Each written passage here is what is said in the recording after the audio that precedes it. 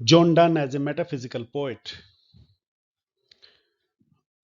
हमने John Donne की poems पढ़ी और हमने पोइम्स पढ़ते हुए भी जॉन डन की मेटाफिजिकल पोइट्री के अलग अलग एस्पेक्ट्स को देखा।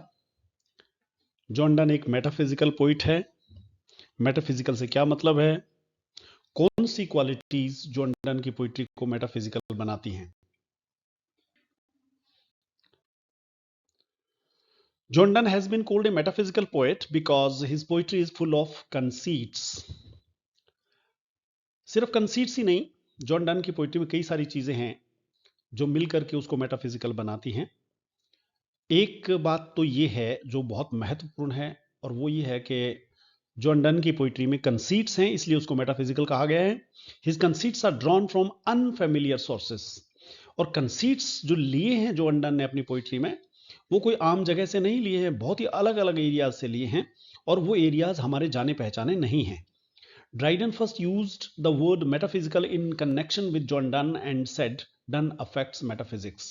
जॉन ड्राइडन, जो शॉर्ट आइटम्स में हमने पढ़ा है, न्यू क्लासिकल पोइट है और अलेक्जेंडर पोप के साथ बहुत ही शानदार प्रदर्शन उसने किया है। वो क्रिटिक भी हुआ है। पोप और ड्राइडन दोनों ही क्रिटिक्स हुए हैं। कुछ ऐसे पोइट्स हुए हैं जो क्रिटिक्स भी हुए हैं, पोइट्स भी हुए हैं खुद। तो ड्राइडन ने पहली बार मेटाफिजिकल शब्द का इस्तेमाल किया जॉन डन के कनेक्शन में, और उसने कहा जॉन डन मेटाफिजिक्स को अफेक्ट करता है। Donne's poetry is metaphysical. अब बात यह है कि डन की पोइट्री मेटाफिजिकल कैसे है, किन कारणों से हैं। वो 4-5 कारण हम गिनते हैं। सबसे पहला कारण है, it makes an excessive use of figures of speech.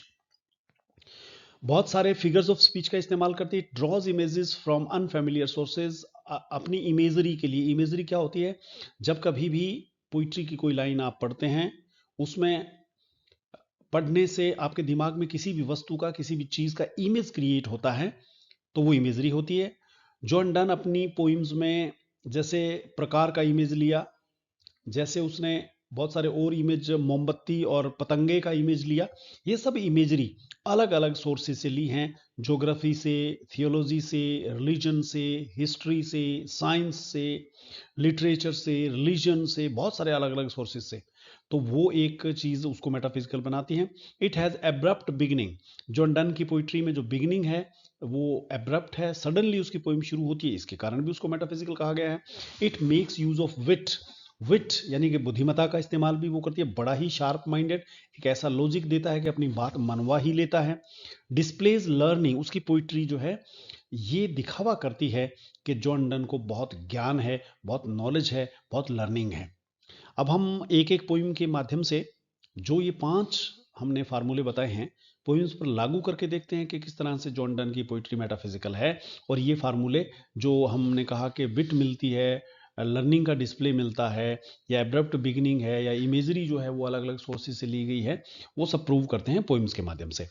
In the poem valediction forbidding mourning the poet gives us a famous conceit. क्योंकि हमने सबसे पहले कंसीट की बात की, तो सबसे पहले कंसीट को ही ले लेते हैं।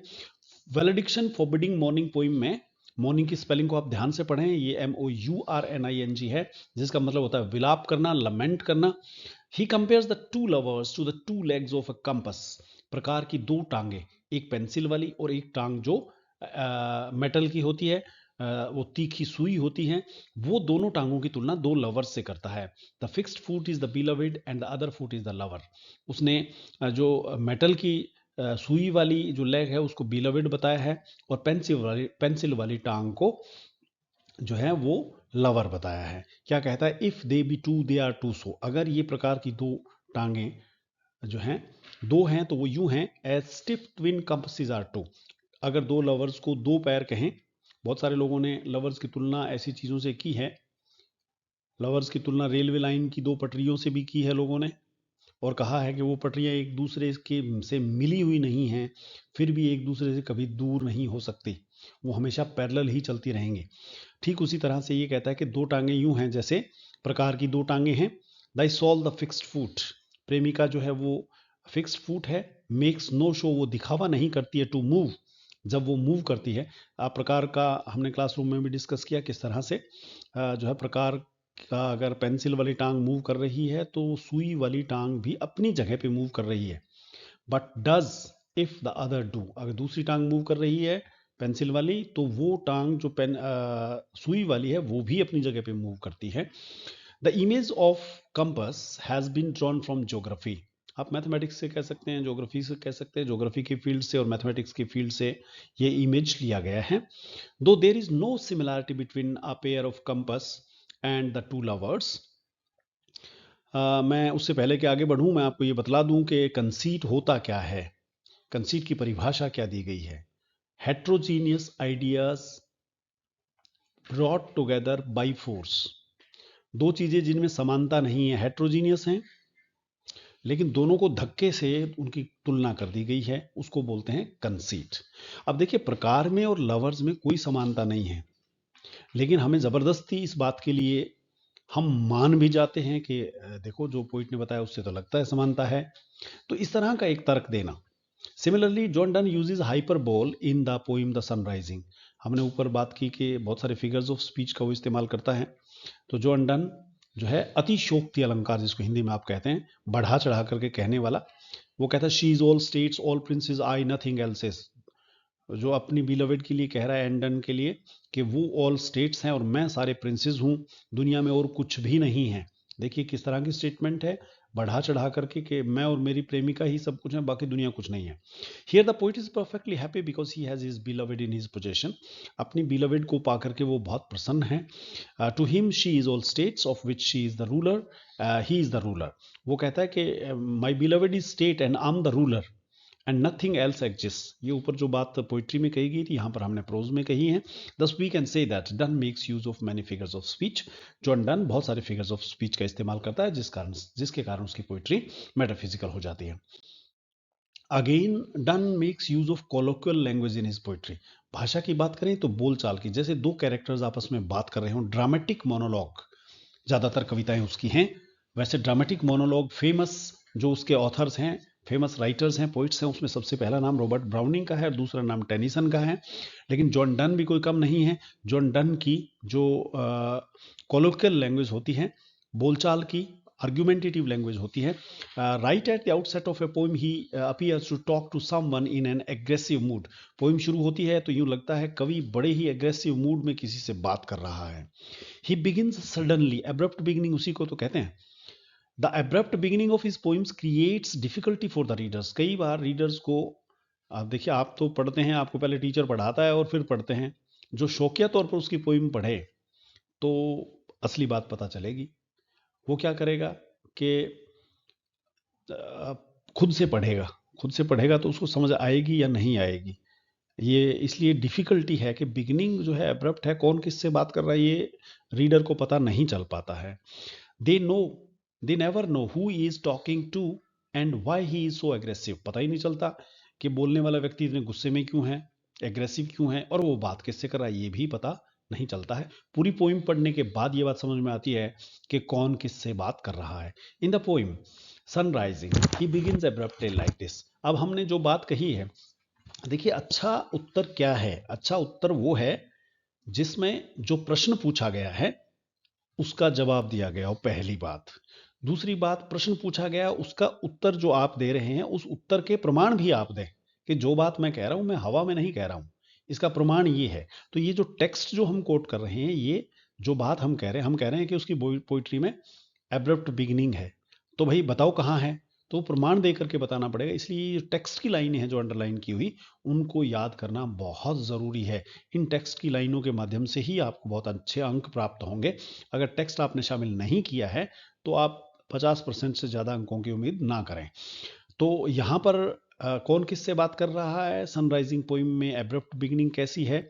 पीछे हम दो एग्जाम्पल दे चुके हैं टेक्स्ट के। एक एग्जाम्पल हमारा कंसीट से रिलेटेड था, एक हाइपरबोल से रिलेटेड था, और अब हम एग्जाम्पल दे रहे हैं तीसरा जो है वो कोलोकियल लैंग्वेज, स्पेशली जो है abrupt beginning. Busy old fool unruly sun, why do thou thus through windows and through curtains call on us. सूरज को सडनली किस तरह से भला बुरा कहने लगता है। Similarly the poet surprises the reader. इसके साथ साथ पोइट जो है उसको बिजी बताता है, ओल्ड बताता है, बूढ़ा है तू, तू बिजी है, तू बेवकूफ़ है, तू किसी रूल का पालन नहीं करता है, तू ऐसे क्यों करता है, तू खिड़कियों में से और पर्दे के बीच में से लोगों के रूम में क्यों झांकता है। इस तरह से डांटता है सूरज को। सनराइजिंग पोइम की शुरुआती लाइंस हैं। Similarly the poet surprises the reader and arrests his attention by beginning abruptly in the poem Canonization. देखिए हम प्रमाण एक पोइम से नहीं दे रहे हैं, हम जो प्रमाण अपने उत्तर के, देखिए कोई भी बात आर्ग्यूमेंटेटिव जो बात है, जो हम जवाब दे रहे हैं, प्रमाण सिद्ध कर रहे हैं, वो सिद्ध करना हम एक से ज़्यादा पोइम से भी कर सकते हैं। तो दूसरी पोइम जो है कैनोनाइजेशन, वहाँ से भी हम सिद्ध कर सकते हैं कि उसकी पोइट्री की बिगनिंग एब्रप्ट है। वहाँ पर कहता है for God sake hold your tongue and let me love. खुदा के लिए तुम्हारी जबान को चुप रखो और जो मैं जो लवर हूं, मैं प्यार करता हूं, मुझे प्यार करने दो। रोक रहा है किसी को कि तुम्हें क्या लेना देना है मुझसे। अगली बात, greatness of John Donne's wit is that it is a way of saying things. John Donne की बुद्धिमता की खास बात यह है कि यही उसका तरीका है बात कहने का। With the help of his wit he fuse his thought with feeling. एक आप आगे बढ़ते जाएंगे, आगे एक पोइट पढ़ेंगे आप जिसका नाम है 20th सेंचुरी पोइट है टी.एस. एलियट। वो टी.एस. एलियट बहुत बड़ा क्रिटिक रहा है, नोबेल प्राइज जीता है उसने, नोबेल लॉरिएट है वो। और उसने बहुत अच्छी कविताएं लिखी हैं जिसमें love song of J Alfred Prufrock, Ash Wednesday, hollow men, the wasteland, wasteland तो आपके सिलेबस में भी है, इस तरह की कविताएं लिखी हैं और बहुत अच्छे अच्छे एसेज भी लिखे हैं उसने। जो है वो बहुत फेमस कवि है और बहुत फेमस क्रिटिक है। उसने 20th सेंचुरी में एक बात कही, उसने कहा जॉन डन बहुत अच्छा कवि था। उस वक्त तक लोगों का जॉन डन में इंटरेस्ट खत्म भी हो गया था हालांकि, तो उसके कहने से लोग फिर से जॉन डन को पढ़ने लगे। यूनिवर्सिटीज और कॉलेजेस ने फिर से सिलेबस में उसको डाल दिया कि उसको पढ़ा जाए। टी.एस. एलियट क्या कहता है, 20th सेंचुरी क्रिटिक है, वो कहता है कि जॉन डन की पोइट्री में विचार भी है और भावनाएं भी। देखिए आप देखें कुछ कवि देखें जहां पर विचार बड़े अच्छे अच्छे हैं लेकिन भावना, आप बात करें फीलिंग, इमोशन उसमें नहीं है। वो कहता है जॉन डन में दोनों चीजें हैं और दोनों चीजों का इतना बढ़िया सामंजस्य है। एलियट कहता है कि उस जैसा सामंजस्य किसी दूसरे कवि में नहीं मिलता है। Eliot calls it unification of sensibility. ये जो दोनों चीजों का यूनिफिकेशन मीन्स एक बंधन में बंधा हुआ। सेंसिबिलिटी किसको कह रहा है, थॉट और फीलिंग, है ना। आदमी में भी, हर व्यक्ति में ये चीजें होनी चाहिए, सिर्फ इमोशन हो। इसीलिए भगवान ने हर व्यक्ति को दो चीजें दी, एक दिल और एक दिमाग। दिमाग जो है वो थॉट है, दिल जो है वो फीलिंग है। तो दिल क्या करता है, दिल क्या कहता है, सिर्फ दिल की बात माने आप, दिमाग की सुने ही नहीं, तो सब कुछ तहस नहस हो जाएगा। अगर आप सिर्फ दिल की ही बात सुनेंगे, सब कुछ निश्चित है कि तहस नहस ही हो जाएगा। और सिर्फ आप दिमाग की ही सुनेंगे, दिल की बिल्कुल नहीं सुनेंगे, दिल को बिल्कुल इग्नोर करेंगे, तो आपकी जिंदगी में कोई टेस्ट नहीं रहेगा, कोई आनंद नहीं रहेगा।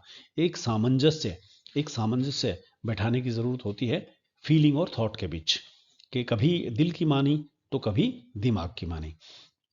तो दिल और दिमाग की दोनों बातें, यानी कि थॉट और फीलिंग दोनों का असली मिक्सचर जो मिलता है वो जॉन डन की पोइट्री में मिलता है। ये बात कही है टी.एस. एलियट ने। और कैनोनाइजेशन पोइम में हम देखें दिल और दिमाग की बात कैसे कहता है वो। The poet wants to prove that sexual love is religious love. अब देखिए ये बिल्कुल ऑपोजिट बातें हैं। सेक्सुअल लव जो है वो रिलीजियस लव कैसे हो सकता है। जॉन डन ने कैनोनाइजेशन पोइम में यही कहा है। वो कहता है call us what you will, we are made such by love. कि दो जो प्रेमी हैं उनको जो कुछ तुम कहना चाहो कहो, हम तो जो हैं वो प्रेम की वजह से हैं। कॉल हर वन मी एन अदर फ्लाई। तुम पतंगा कह रहे हो तो मेरी प्रेमी का एक पतंगा है और मैं दूसरा पतंगा हूं। वी आर टेपर्स टू, हम खुद ही मोमबत्ती हैं।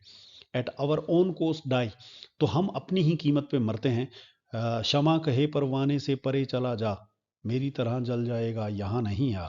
एक हिंदी के गीत की लाइन है। ठीक उसी तरह से ये जो है मोमबत्ती जो जलती है, पतंगा भाग भाग कर उड़ उड़ के उसके पास आता है और एक पल ऐसा होता है कि मोमबत्ती की लौ में उसकी पंख जल जाते हैं।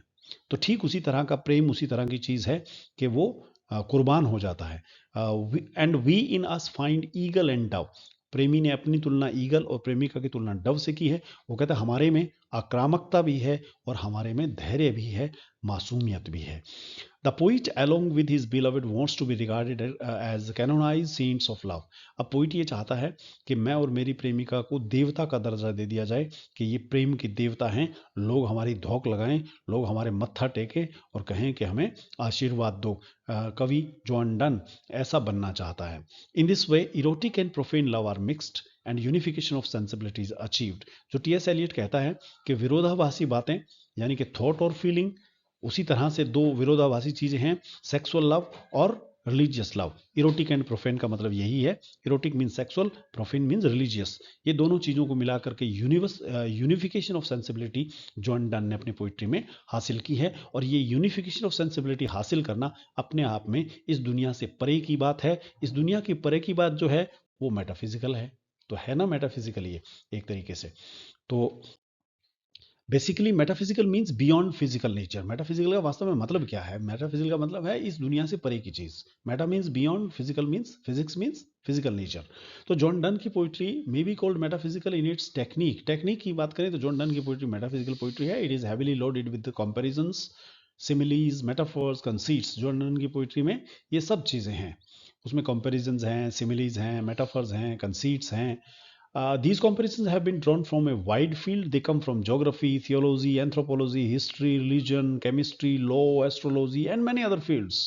अलग अलग कविताएं आप पढ़ें, आपके सिलेबस में तो चंद 5-4 कविताएं दी हुई हैं। उन 5-4 कविताओं में आपको कहीं धर्म से ली हुई तो कहीं ज्योग्राफी से लिए हुए इमेजेस मिले हैं। आप जॉन डन की पोइट्री को और पढ़ें तो आप पाएंगे कि theology, anthropology, history, religion, chemistry, physics, mathematics, law, astrology, astronomy, सब फील्ड से इमेजेस लिए हैं उसने। By using comparison from such wide fields, John Donne ने क्या किया है? ही डिस्प्लेज हिज वाइड नॉलेज। और वाइड नॉलेज को डिस्प्ले करना ही मेटाफिजिकल है। जॉन डन ने वाइड नॉलेज के, मुझे देखिए कितनी चीज़ों का ज्ञान है, उसका डिस्प्ले किया है, प्रदर्शन किया है, और इसलिए वो मेटाफिजिकल पोइट है। Donne's poetry is complex and difficult. देखिए इतनी दूर दराज की बातें आप करेंगे, दुनिया से परे की बातें करेंगे, तो निश्चित है कि आपकी पोइट्री कॉम्प्लेक्स और डिफिकल्ट होगी। Concepts from various fields have been brought together in it. It is intellectual in tone and colloquial in style. हम दोनों चीज़ों की बात करें, थीम की बात करें, स्टाइल की बात करें, तो कॉन्सेप्ट्स जो है अलग अलग फील्ड से लिए गए हैं। और टोन जो है वो इंटेलेक्चुअल वाली है, जैसे कोई बहुत ही बुद्धिमान व्यक्ति बात कर रहा हो इस अंदाज में वो बोलता है। हालांकि बोलचाल की भाषा का इस्तेमाल किया गया है, कोलोकियल स्टाइल इस्तेमाल किया गया है, दो लोग आपस में बात कर रहे हैं ऐसे इस्तेमाल किया गया है। आप जरा कल्पना कीजिए, जैसे आपको क्लासरूम में पढ़ाया जाता है तो एक टीचर आता है, बोलने लगता है, सब लोग सुनने लगते हैं, और सब लोगों का ध्यान टीचर की बात को सुनने में होता है। क्लास में कोई भी बच्चा नहीं बोलता है, सुनता रहता है। इसी को एक अलग अंदाज में कोलोकियल स्टाइल में क्लासरूम हो, जहाँ दो टीचर आए और दोनों टीचर सामने चेयर पर बैठ जाएं और आपस में बातचीत करने लगें कि okay sir, today we shall discuss John Donne as a metaphysical poet. तो एक कहे कि yes he is a metaphysical poet, दूसरा कहे I don't think he is a metaphysical poet. वो आपस में डिस्कशन करने लगें और दोनों एस्पेक्ट्स को पेश करें कि मेटाफिजिकल है या नहीं है। और उनके दोनों एस्पेक्ट्स को पेश करने को बच्चे उनकी बात सुनते रहें। बच्चों का नॉलेज किस तरह से, उनकी बात को सुन करके वो बच्चों को एड्रेस नहीं करें, वो आपस में बात कर रहे हैं। वो कोलोकियल स्टाइल ऑफ टीचिंग हो सकता है, ऐसा एक्चुअल में है नहीं, ये कुछ मेरे ही मन के ख्यालात हैं। In it we find fusion of emotion and intellect. John Donne की पोइट्री में जो इंटेलेक्चुअल टोन और कोलोकियल स्टाइल है वो है fusion of emotion and intellect, बुद्धिमता और भावना का mixture. It seems that the poet presents an intellectual analysis of his personal emotions. देखिए दो चीजें मिक्स की गई हैं, वो है एक तो बुद्धिमता और एक इमोशंस। वो अपने पर्सनल इमोशंस को बड़ी ही बुद्धिमता के साथ पेश करता है। His comparisons are elaborated as there are many points of similarity between the two objects. वो जब कभी भी किसी चीज का, एक चीज का कंपैरिजन दूसरी चीज से करता है तो उसको एक बार यूं नहीं, बहुत सारे पोइट यूं कह देंगे my my my beloved is like a flower, और उसके बाद उसको फ्लावर से कैसे है उसके साथ वो तो प्रूव ही ना कर पाए। ये ऐसे नहीं करता है, ये एक चीज से कंपैरिजन करने लगा तो 3, 4, 5, 6, 7, 8, 9, 10 लाइनों में आगे पूरा डिटेल में बताएगा कि मैं उससे समानता कर रहा हूं तो क्या क्या समानता है और वो कैसे है। इसीलिए इन एन आर्ग्यूमेंटेटिव स्टाइल, वो एक जो है बहस वाले स्टाइल में उसके पक्ष विपक्ष की सब बातों को डिस्कस करते हुए the poet piles logic upon logic to prove his point. वो एक के बाद एक तर्क देगा और उस तर्क के माध्यम से सिद्ध करेगा कि वो जो बात कह रहा है वो बिल्कुल ठीक है। और ये बात आपको ध्यान रहे कि वो किस तरह से कंपस वाले केस में वो कैसे प्रूव करता है कि two lovers are like pair of compass. Thus we can say that Donne's poetry is metaphysical.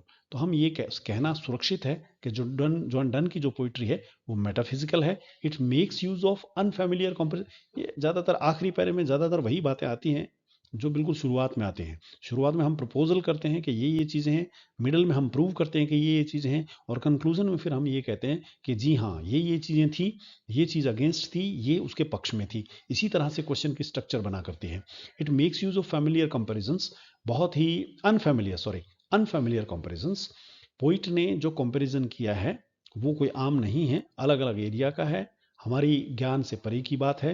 Conceits और हाइपरबोलीज का इस्तेमाल किया है। It begins abruptly and is colloquial in tone. देखिए ऊपर 5 बातें जो हमने गिनवाई थी उन्हीं को हम यहाँ रिपीट कर रहे हैं कि वास्तव में उसकी पोइट्री क्या है। एब्रप्ट बिगिनिंग होती है, टोन कोलोक्वियल है। Apart from this it achieves unification of sensibilities की भी हमने बात की थी टी एस एलियट वाले की। देखिए मैंने ये दोबारा ऐसा क्यों लिखा है, टी एस एलियट का नाम दोबारा क्यों लिखा है, कई बार एग्जामिनर वहां देखना चूक जाए, कंक्लूजन वाले पैराग्राफ को एग्जामिनर जरूर पढ़ता है, तो यहां से भी उसको पता लग जाएगा कि भाई बात ये लिखी है इस आदमी ने।